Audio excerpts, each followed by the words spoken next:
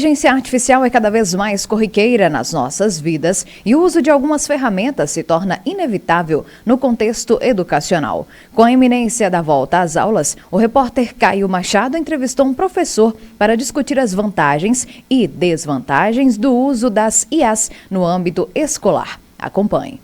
Faltando pouco menos de 7 dias para o início do ano letivo de 2024, as inteligências artificiais emergem como ferramentas facilitadoras para o aprendizado de crianças e adolescentes. Para os estudantes, em relação para auxiliar na formação de desenvolvimento de conhecimento deles. Por meio de repente, na aula mesmo, o professor passa um determinado conteúdo e o aluno não entendeu. Ele pode pegar aquele conteúdo e tentar trabalhar de uma outra maneira no chat GPT, por exemplo, Bard, ferramentas de inteligência artificial. Ele coloca lá, dê um exemplo de tal coisa.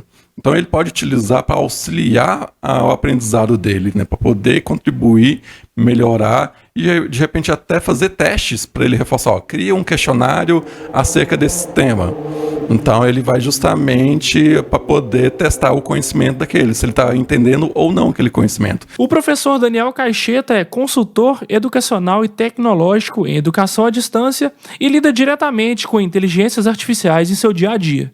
Ele explica que, para além dos chatbots conversacionais como o ChatGPT e Bard, existem uma vasta gama de IAs que podem ser utilizadas no contexto educacional. Pode-se também utilizar ferramentas de geração de imagem, né, também de inteligência artificial, que é bastante interessante, e diversas outras, né, complementares a esse. Existem algumas ferramentas dentro dessas ferramentas, como o ChatGPT, que integram com ferramentas como Canva, como tem até ferramentas da Microsoft, também tem integração com Word, Excel. Então tem várias possibilidades de ampliar e potencializar o uso dessas ferramentas, né, integrando com outras que já existem aí no mercado, de forma gratuita e algumas pagas. Para o futuro, ele acredita cada vez mais na possibilidade de ensino personalizado, alta capacidade de adaptação para os alunos, além de feedbacks instantâneos por meio das inteligências artificiais. Tem vários estudos e perspectivas que a gente vê aí,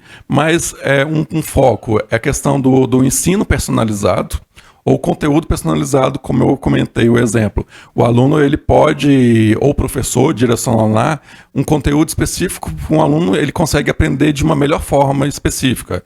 Por exemplo, ele consegue entender mais por analogias, por exemplos, né? Então, nesse caso, o professor ele vai adaptar um conteúdo que o próprio professor elaborou para aquele tipo de aluno.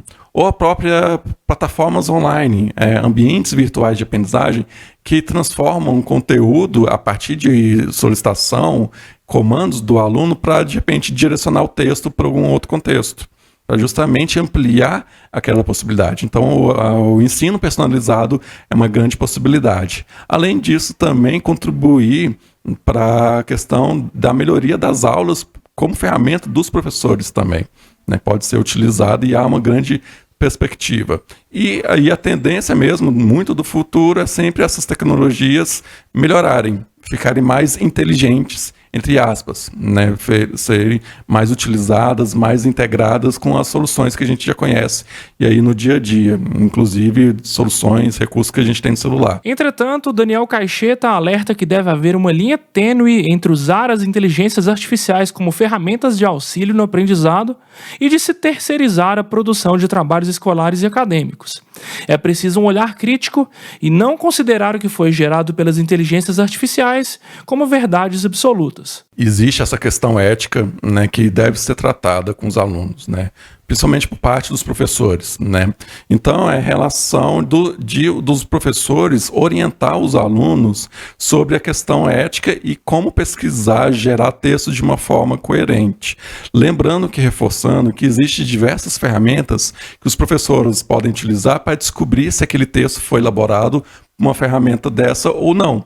Então, de repente, é importante no início do ano letivo também, os professores alertarem os alunos para essas questões podem utilizar, mas não gerem textos, trabalhos prontos.